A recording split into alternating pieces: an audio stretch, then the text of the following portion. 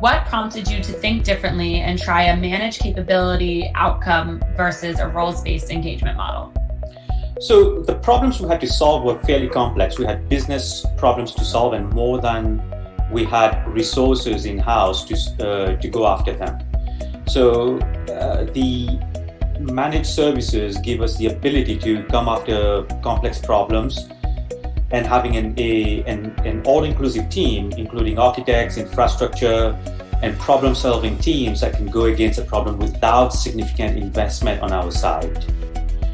The other thing that we had was the diversity of thoughts when we give a problem solving to a third party is interesting by itself, because it takes us outside the conventional thinking process that the company gets ingrained into, and the ideas are more exotic, and very often we get an outcome that's beyond what we were initially planning, but at the end of the day, the business outcome doesn't get met. The other thing that we like about that model is it's a fixed outcome on a fixed budget and a fixed timeline, so it's very predictable for us. Who doesn't like predictability in the business? How was managing this engagement at Stein Mart different from your typical T&M and fixed cost engagements? Yeah, one of the thing that you have with T&M model is you have your internal overhead. You have staff monitoring the work. You have people tracking hours, you have all these activities that happen above and beyond solving a business problem. So by going fixed model, we were able to offset that cost and hand it over to InfoCepts to go and solve for us. The other thing that we had was we were able to give the technical team, which in this case was InfoCepts, the ability to partner directly with our business and go ahead and create concepts that were very closely aligned to our business thinking versus having a significant amount of IT influence on it. So the concept came out closer to the expectation of the business. The other thing is we were not concerned about availability of skills. Companies like Stein Mart are often involved in day-to-day operations, right? So we have to go and figure out how to run the stores, how to fix problems that happen across the company. And we also have a series of key initiatives that we have to go after.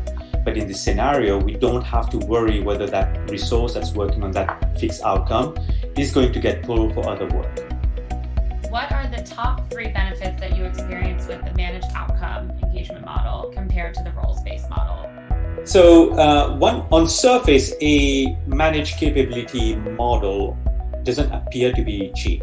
But by the time you compare this to an internal project and you see the overhead that you have internally and the amount of back and forth you have between internal IT and a series of resources and business, the cost is significantly higher.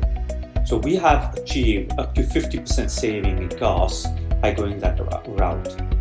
The other thing that we have been able to do is we've been able to get very key talents that typically we would not have in-house. An example was we were not SOX compliant with the business process.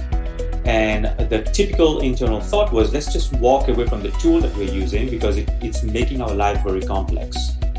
But when we brought this team, the managed services team together, they came in with a couple of concepts that were outside the box. They came in with a solution that we actually are very proud of. They automated all the development cycle and all the deployment cycle within MicroStrategy, and that put us back in a compliant state for SOX.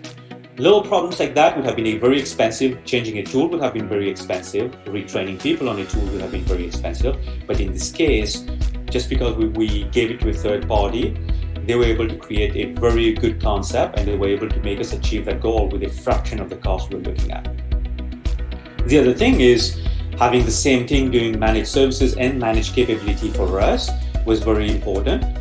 There was a very smooth transition between the creation of the outcome and taking that outcome and rolling it back in a day-to-day support model, right? So we are very proud that within a few days, the development team completed the work, give us a warranty cycle, but at the end of the warranty cycle, the regular team that's running the system for us was able to take up the product and maintain it for us on the long run without further assistance from the solution team.